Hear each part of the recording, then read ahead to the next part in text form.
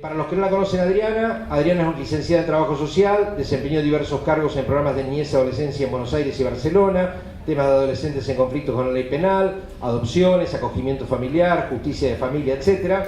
Fue directora nacional en la Secretaría Nacional de Niñez, Adolescencia y Familia, un lugar por el que transitamos muchos de los que organizamos este evento. Es docente de la Universidad de Barcelona, de Luján y de Buenos Aires. Es autora de libros y publicaciones y hoy lidera la cátedra, yo no sé si no fue la primera cátedra de Derecho del Niño en alguna facultad de trabajo si era en el país, que inauguró Carlos Heroles, que tampoco está con nosotros, pero que acá hay muchos trabajadores sociales y han escuchado hablar de Carlos y Adriana de alguna manera lidera la cátedra que antes lideraba Carlos Heroles. Así que si estamos de acuerdo, te damos la palabra y empezamos. Lo que vamos a necesitar para que se vea el power es que apaguemos esta acá, porque si no atrás no se ve nada. Bueno, gracias y te dejamos, Adriana, yo te lo voy pasando, ¿sí? Claro.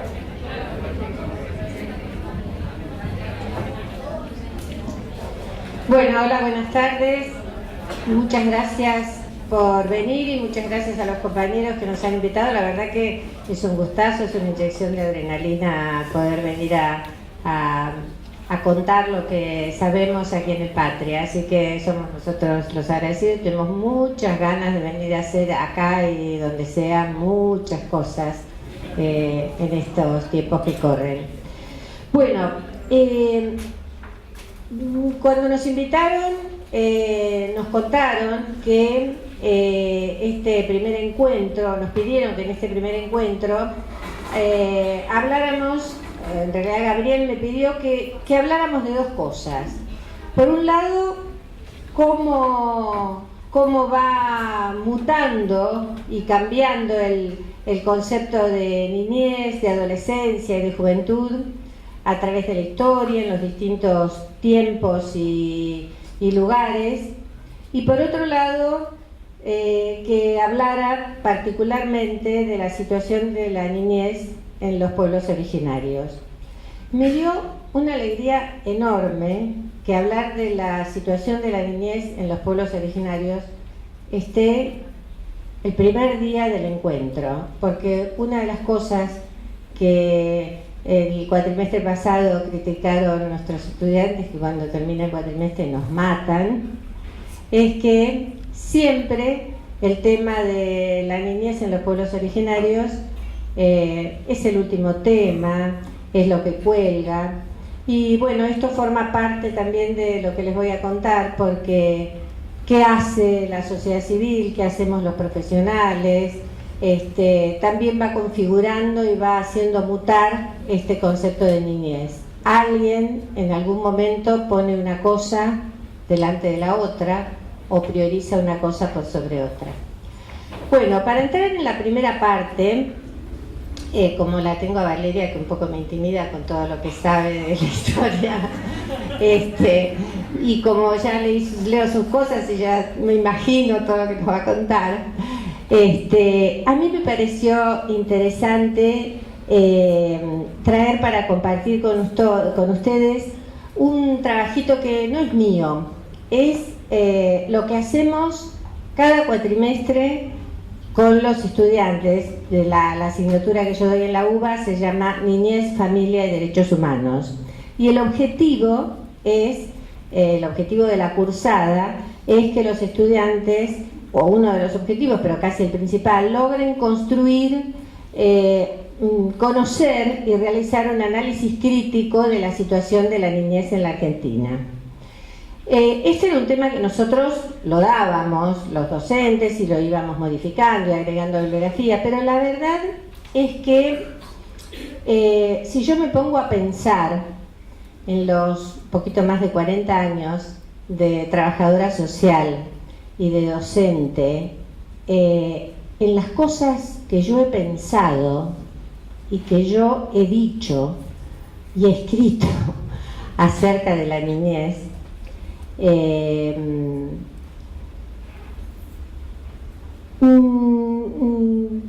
me doy cuenta cómo ha cambiado en tan breve tiempo lo que pensábamos que era una realidad efectiva e inmutable, y en tan poco tiempo, en 40 años, cuántas cosas distintas y de qué manera distinta y desde qué perspectiva diferente hemos ido viendo las cosas. Por eso, hace unos años, cambiamos la metodología y les decimos a los estudiantes, le proponemos que construyamos juntos con la bibliografía y con las cosas que van pasando, ¿cuál es el concepto de niñez que existe hoy en la Argentina? Y yo traje hoy, el Power está construido sobre eso, el último trabajo que hicimos con los estudiantes. Me pareció que era la mejor manera de demostrar esto, ¿no? Pensaba yo, me acordaba de una foto que yo tengo de familia de cuando yo nací, 1951, que estoy en brazos de mi abuelo en una barriada de un pueblito de Santa Fe. Mi abuelo me tiene en brazos y atrás hay un murallón grande pintado de blanco y hay una pintada que dice: los únicos privilegiados serán los niños, ¿no? Y digo, 1951. Y hoy, 2018, con la Convención de los Derechos del Niño, con rango constitucional en la Argentina, con la Ley 26061 de Protección Integral aprobada y en vigencia, entre comillas, escuchamos por televisión, sin inmutarnos, que un legislador dice que las chicas se embarazan para cobrar el subsidio, ¿no? Digo, son postales de época. Por eso, con los estudiantes, les proponemos construir lo que ellos conocen de cómo ha ido mutando este concepto de infancia. Bueno, y los chicos dividieron cuatro periodos. Tomaron desde inicios del siglo XX, ahí vamos, Gabriel. Toman 4 indicadores para marcar esto: el ordenamiento jurídico, las políticas públicas que emanan en un determinado momento, el comportamiento de la sociedad civil, qué hace, cómo se involucra, qué piensa, y también qué hacemos los profesionales. Nosotros, ellos piensan particularmente en los trabajadores sociales, están haciendo prácticas, así que ven agudísima las intervenciones de los chicos, ¿no? Bueno, tomaron 4 periodos: principios del siglo XX, ya constituida la nación, etapa del Estado protector, etapa del neoliberalismo desde digamos, a partir de la estrategia militar y a partir de la democracia, la era de la reconstrucción, llaman ellos, o el intento de reconstrucción, llaman al antipoquito, y después la nueva embestida del liberalismo. Yo les voy a dar un pantallazo, nada más, porque todas estas cosas que voy a ir mencionando, esto es la conclusión después de una cursada de cuatro meses de los chicos, y sobre todas estas cosas, para los que no son trabajadores sociales, van a ir hablando a lo largo del curso. Pero el intento es demostrar cómo las leyes que salen, las políticas públicas que emanan, el comportamiento de la sociedad civil y las acciones de los profesionales marcan un signo de época y va mutando el concepto de niñez de un momento al otro, ¿no? Bueno, vamos, Gabriel. Esta es la segunda, siglo XX. Muy bien. Comienzos del siglo XX, ya asentada la organización nacional. Bueno, los chicos hacen una pequeña descripción de cuáles son las cosas más importantes en ese momento y señalan, obviamente, el crecimiento poblacional, la llegada de los inmigrantes, los niños distintos, las familias distintas y el temor que esto despertaba en el ideal de familia dominante y único de esa época. Bueno, el ordenamiento jurídico que señalan como más significativo de la época es la Ley Agote, 10.903, que viene a integrar, primero, digamos, mira lo diferente como una situación de niños en riesgo, habla de las familias anómalas, las familias disfuncionales, que son aquellas que son distintas a las que habitaban en el territorio, y pone la integración, se propone la integración de estos chicos al pensamiento dominante y pone como mecanismo poner al niño bajo una decisión judicial. También señalan todos los edictos policiales de la época que prohibían jugar con los barriletes en la calle, prohibían jugar a los niños a la pelota, digamos, eran todas las normas que amenazaban contra las costumbres importantes. Tenemos que pensar, ellos señalan también que en esta época está en pleno auge la ley 1420, que viene también, digamos, no es que sean absolutamente negativas, las van a ver a lo largo de toda la cursada, pero no es que sean negativas, pero responden a un pensamiento de época, ¿no? Esto es lo importante a señalar. Bueno, las políticas públicas de esa época, los institutos, meter adentro a los chicos diferentes para reeducarlos. Y la matriz profesional y el comportamiento de la sociedad civil, los chicos encontraron una frase que señalaba toda una época. Creo que hay una película, ¿no? Y mañana serán hombres. Era el paradigma de la reeducación de lo distinto, de la integración a través de la separación de lo que no respondía al modelo dominante. ¿Cómo?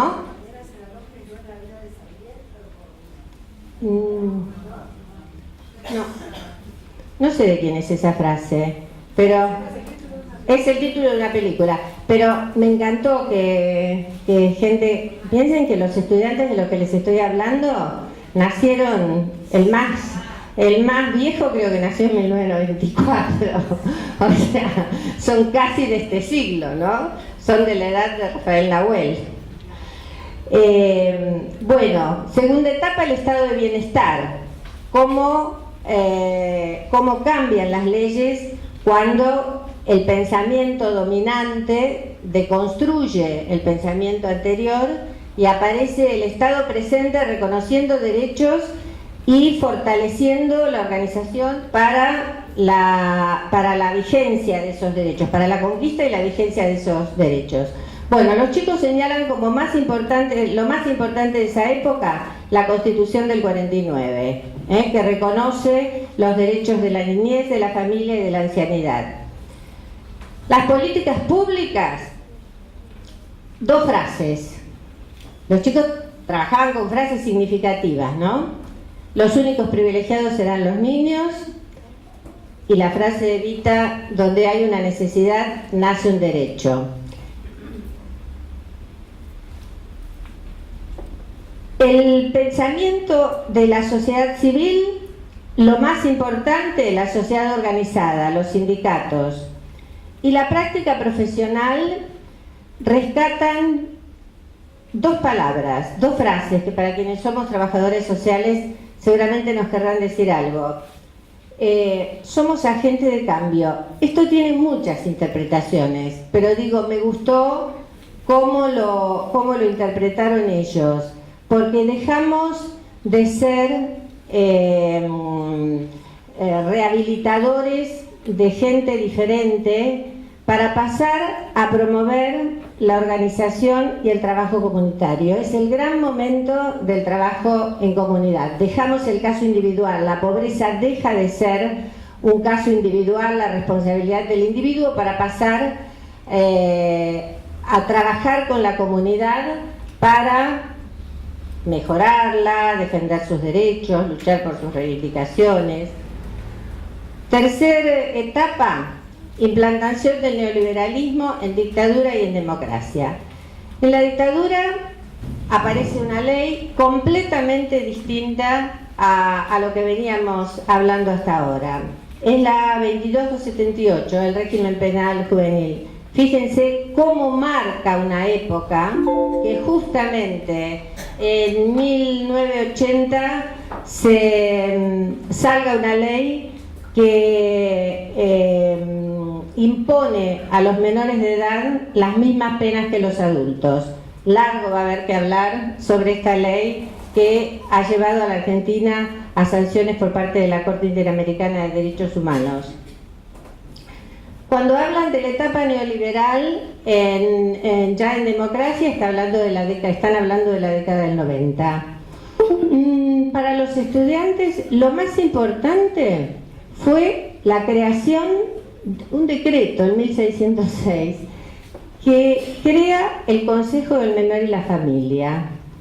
Ellos creen que fue la herramienta a través de la cual se destruyó todas las políticas del estado de bienestar, del reconocimiento de derechos. Muchas cosas me gustaría, no tengo tiempo, pero muchas cosas me gustaría contarles de esta época. Yo vine de Barcelona en el año 92, estuve exilada allí unos años y después organizando el regreso. Claro, yo había nacido, crecido, estudiado y ejercido mi profesión con la ley Agote vigente, aquella ley que obligaba a poner a los niños bajo la tutela de un juez.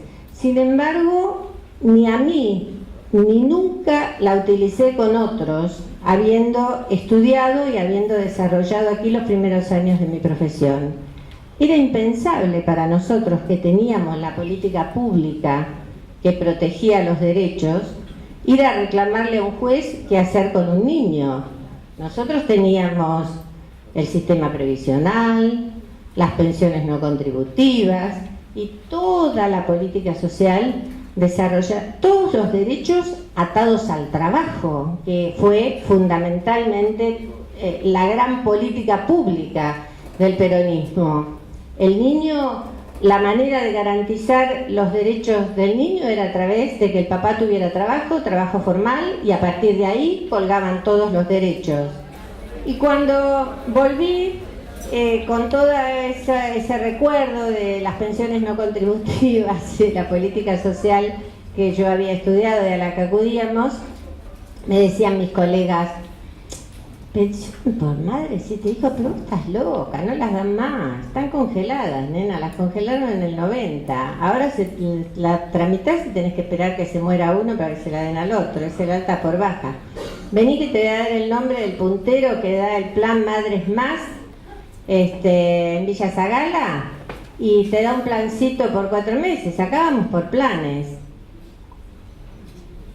Ese fue el estado que nos encontramos en los 90.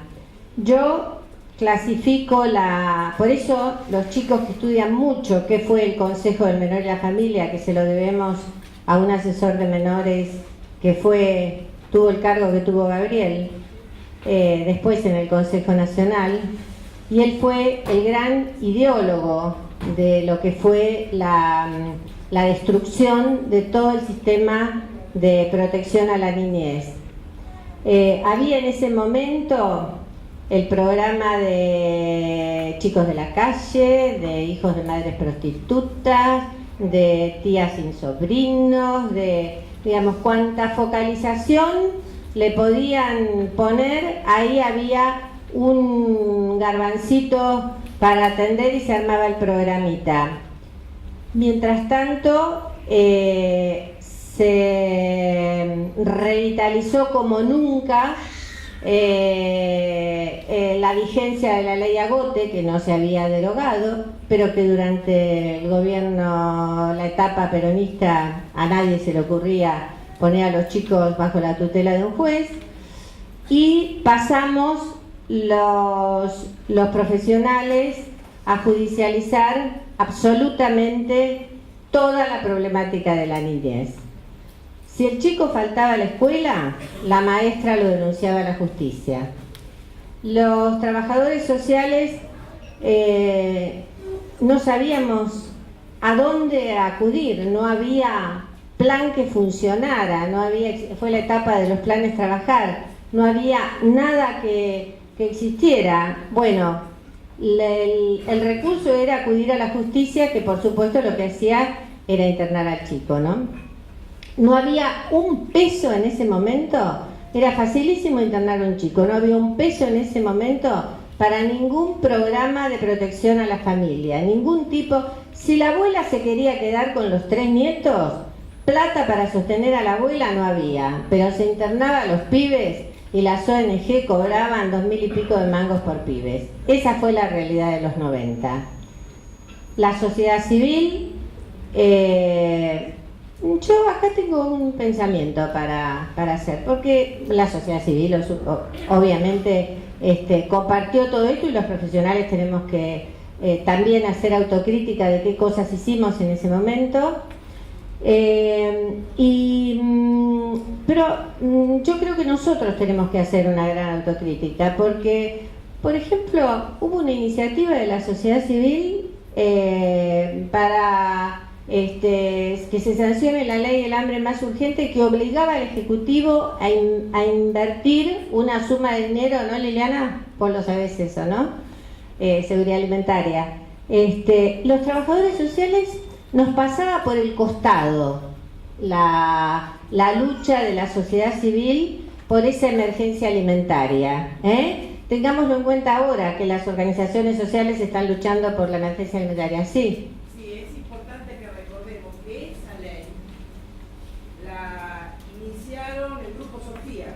Exactamente, Rodríguez Larreta. El Grupo Sofía es Rodríguez Larreta, Majul. y Majul. Exactamente.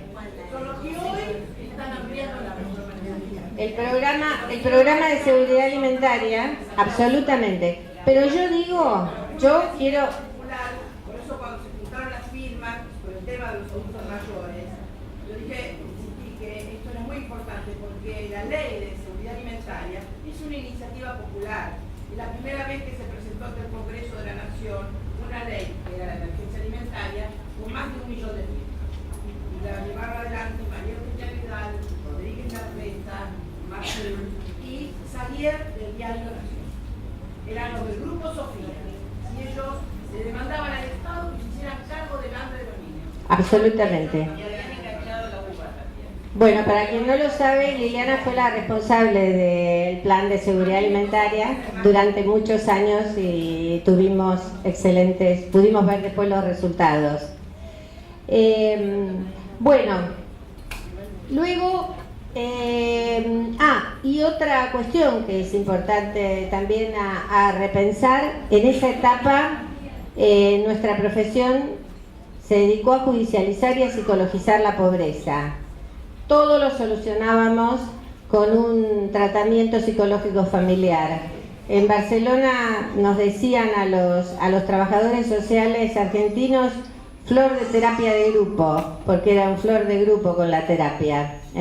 Como no, a la señora se le incendiaba la casa, al marido lo echaban del laburo, se le había muerto un pibe porque no lo habían atendido en el hospital y los mandaban a hacer terapia, los mandábamos a hacer terapia de familia porque era una familia disfuncional.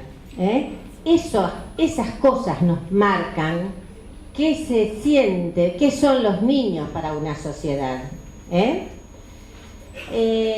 Bueno, luego hablamos de la década ganada, los chicos le pusieron la década de la reconstrucción, ¿qué les puedo contar, no? La 26061, políticas públicas, la AUH, el Conectar Igualdad, los fines, plan fines, progresar, las pensiones no contributivas.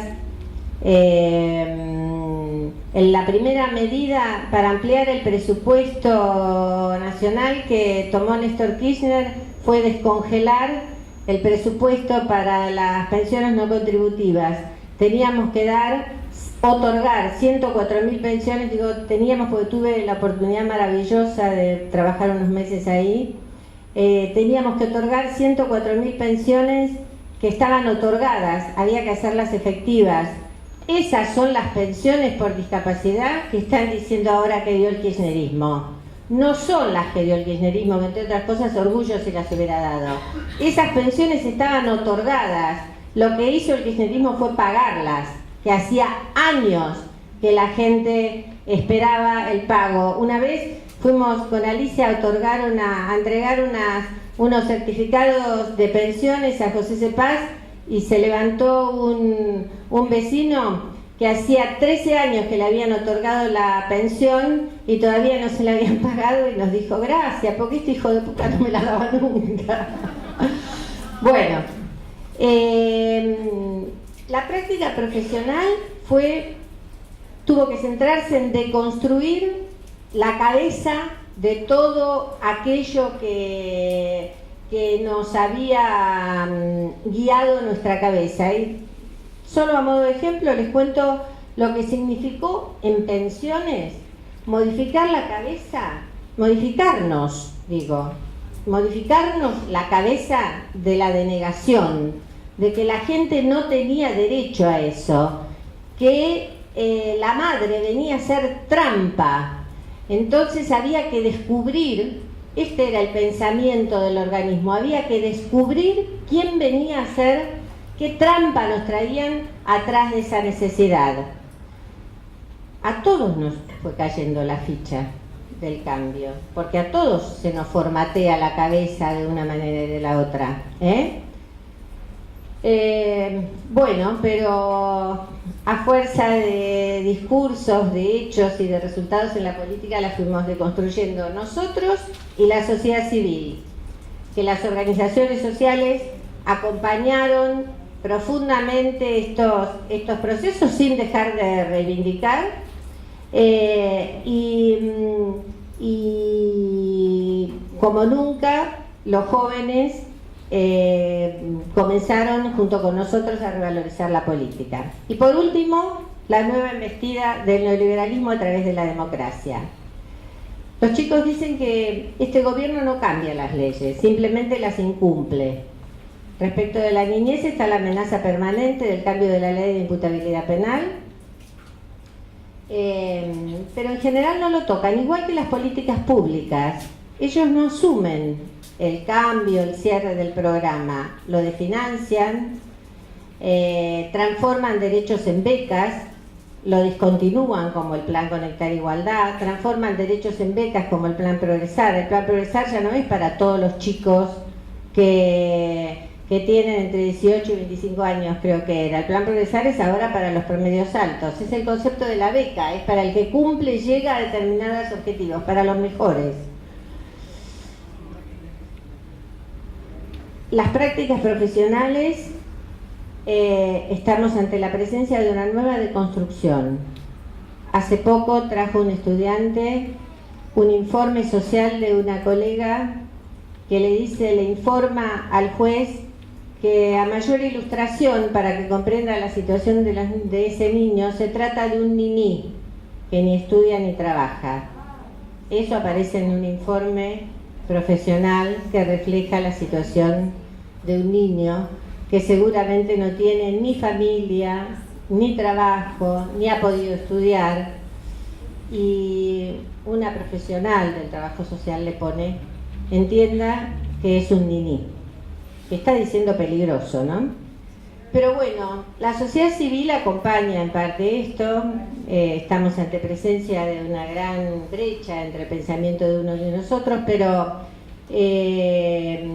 comparto con los estudiantes las fortalezas que han señalado y que creen que sobre ellas nos debemos apoyar. Los chicos señalan que en esta etapa la sociedad civil tiene muchas debilidades, pero también tiene muchas fortalezas. Las organizaciones sociales, la resistencia a pesar del avasallamiento que se hace. Les quiero contar, por ejemplo, iniciativas de la sociedad civil. Hoy no pudo venir, pero quería que nos acompañara acá para que nos contara un grupo de profesores de la Villa 21 que han logrado en estos años que les hagan la escuela dentro de la villa, que es el bachillerato, pero además ahora, en estos últimos 3 años, han logrado consolidar un programa que se llama Decir es Poder, y están desarrollando lo que consiste en que los chicos están alfabetizando a sus padres, que en general son analfabetos castellanos, porque todos hablan y escriben guaraní, como una manera de devolver el esfuerzo que hicieron los padres de emigrar para que ellos pudieran estudiar. Ese proyecto se ha desarrollado, se está desarrollando en más de la mitad del territorio de la villa, y en este momento ya están formando profesores para esos chicos, se están convirtiendo en profesores de adultos, ¿no? Esto es lo que hace, estas son las fortalezas de la sociedad civil. Y ni hablar de lo que significa la irrupción del movimiento de mujeres, que creo que estamos siendo una de las grandes protagonistas de este cambio, ¿no? Bueno, rápidamente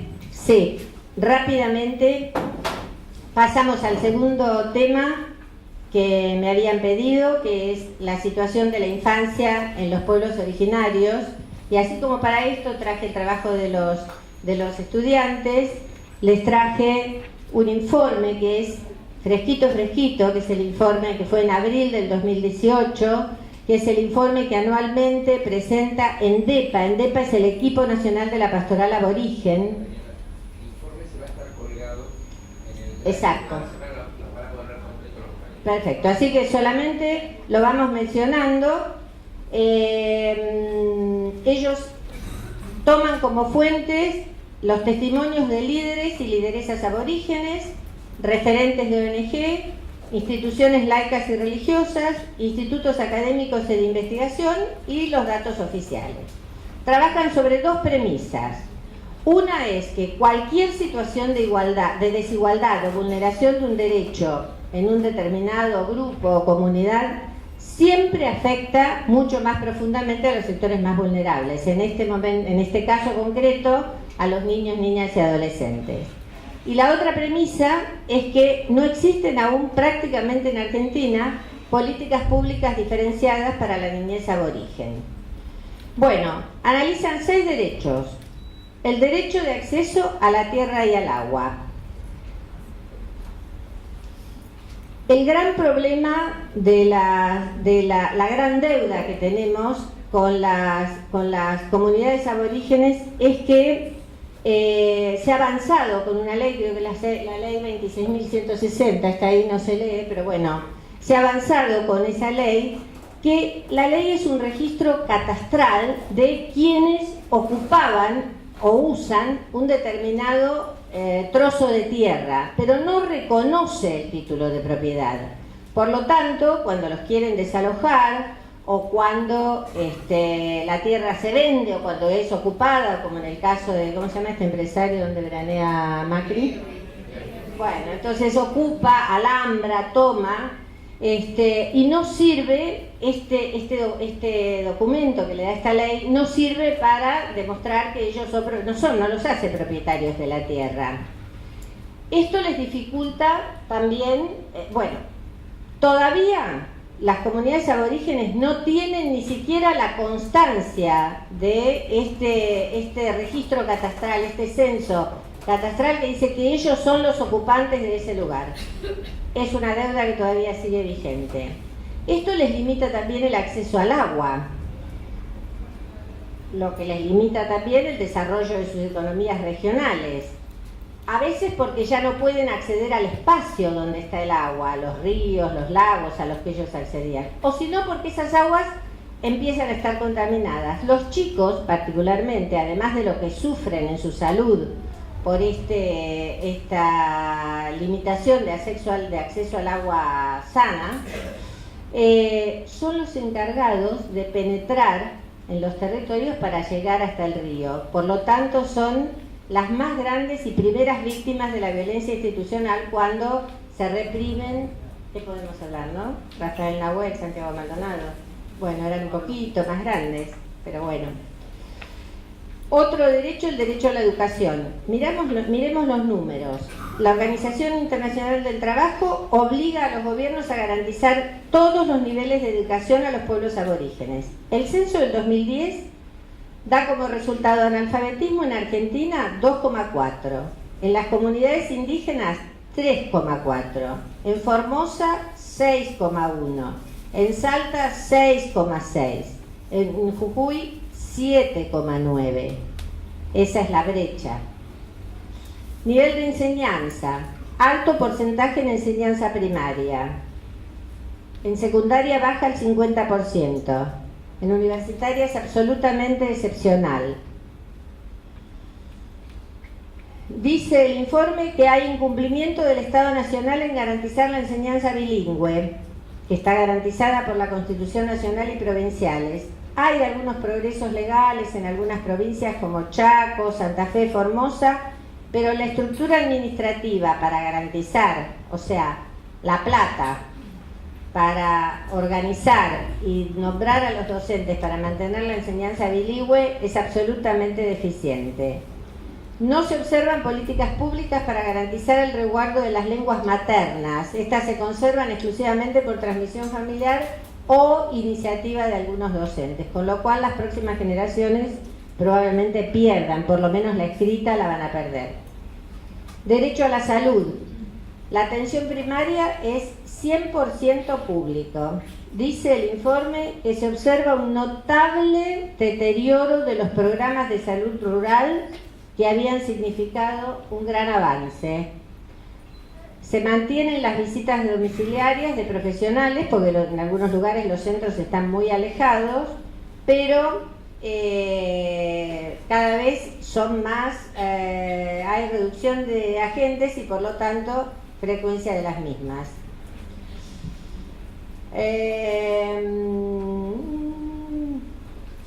Consumo problemático de sustancias. Creo que es la primera vez que aparece en el informe anual la gravedad que está tomando el consumo problemático de sustancias en las comunidades aborígenes. Hablan ya de un verdadero flagelo habiendo llegado a las escuelas primarias. El consumo más habitual, detallan, es de marihuana y pasta base. Importante tráfico por parte de adolescentes. Se señala como una de las principales causas la falta de opciones laborales, siendo en algunos casos el tráfico el único medio de vida que alcanzan. También hay alto hábito de consumo de alcohol en hombres, en adultos y líderes de la comunidad, y bajísimas acciones de prevención y tratamiento. Derecho a la alimentación. Este año han evaluado el impenetrable. Hay un programa de entrega de cajas alimentarias del 2007 que funciona por un mandato de, ¿cómo se llama?, por una medida cautelar de la Corte Suprema. Pero actualmente solo se mantienen 2 comunidades, Espinillo y Villa Bermejito. Hace 10 años que no se actualiza el padrón de beneficiarios, así que hay familias que las necesitan o la reciben, por lo tanto varias familias comparten una misma caja. Y por último, derecho a la seguridad social.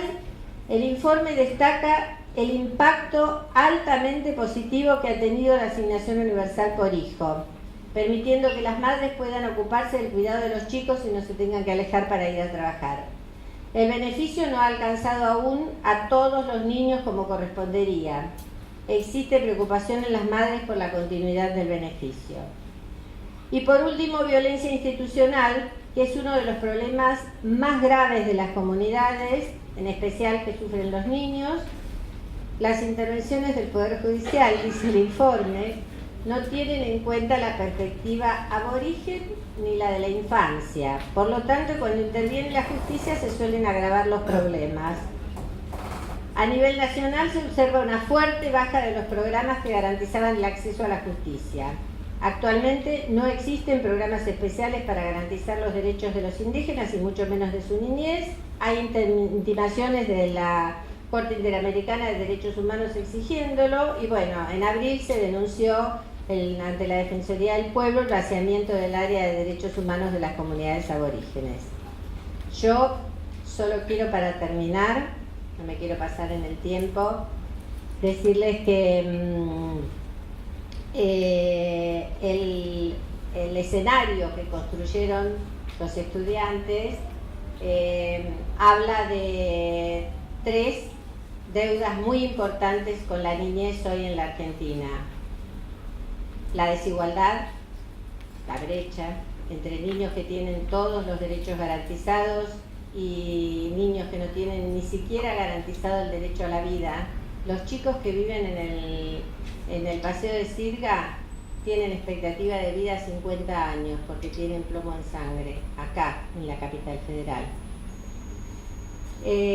La desigualdad, el cuidado del planeta y la lucha contra el narcotráfico. pero hablan que la gran fortaleza son las organizaciones sociales, el empoderamiento de los niños exigiendo su derecho a la participación, lo hemos visto aquí en la ciudad de Buenos Aires, las tomas, la lucha de los chicos por intervenir en todas las decisiones educativas y la irrupción del movimiento de niñas y mujeres.